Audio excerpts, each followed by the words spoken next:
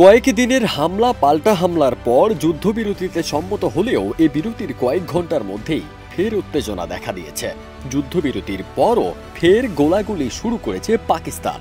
আন্তর্জাতিক সীমান্ত জুড়ে পাকিস্তানের বিরুদ্ধে অস্ত্রবিরতি লঙ্ঘনের অভিযোগ তুলেছে ভারত। গোলসেন্স গ্রুপের হোটেলে বিনিয়োগ করে সুদমুক্ত হালাল আয়ের সাথে বিলাসী জীবনের বিরাট সুযোগ। বিনিয়োগ একবার, রিটার্ন বারবার। 11 মে ভারতের আনন্দবাজার পত্রিকা জানায়, যুদ্ধবিরতির কয়েক ঘন্টার মধ্যেই পাকিস্তান ফের গোলাগুলি শুরু করে। এ ঘটনায় এদিন গভীর রাতে এক জরুরি সংবাদ সম্মেলনে ভারতের পররাষ্ট্র সচিব বিক্রম মিস্ত্রি পাকিস্তানের অস্ত্রবিরতি লঙ্ঘনের তীব্র নিন্দা জানিয়ে বলেন, এর জন্য পুরোপুরি পাকিস্তান দায়ী। যে কোনো ধরনের অস্ত্রবিরতি লঙ্ঘনের মোকাবিলায় ভারতীয় সেনাবাহিনীকে কঠোর পদক্ষেপ নেওয়ার নির্দেশ দেওয়া হয়েছে বলেও পাকিস্তানকে কঠোর হুঁশিয়ারি দেন তিনি। এদিন ভোরে যুদ্ধবিরতি লঙ্ঘনের ভারতীয় এই অভিযোগ প্রত্যাখ্যান করেছে পাকিস্তান। দেশটি বলছে তারা যুদ্ধবিরতি বাস্তবায়নে প্রতিশ্রুতিবদ্ধ।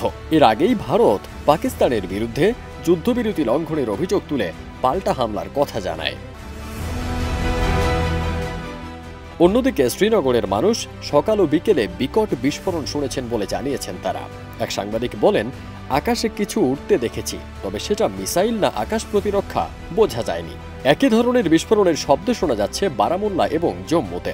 বিস্ফোরণের পর শহরের কিছু অংশে বিদ্যুৎ বন্ধ করে দেওয়া হয়। মানুষ আতঙ্কে নিরাপদ স্থানে চলে যায়, তবে হতাহতের নিশ্চিত কোনো খবর এখনো জানা যায়নি। জম্মু কাশ্মীরের মুখ্যমন্ত্রী এক্সে একটি ভিডিও পোস্ট করে ক্যাপশনে লিখেছেন, শ্রীনগরে কোনো যুদ্ধবিরতি নেই, আকাশ প্রতিরক্ষা ব্যবস্থা চালু করা হয়েছে। পাঞ্জাবের অমৃতসরের ডিসি দাবি করেছেন, সেখানে যুদ্ধবিরতি লঙ্ঘনের ঘটনা ঘটেছে। যদি প্রয়োজন হয় তাহলে অমৃতসরে ব্ল্যাকআউট কার্যকর করা হবে। ফারদিন সানি, দেশ রূপান্তর।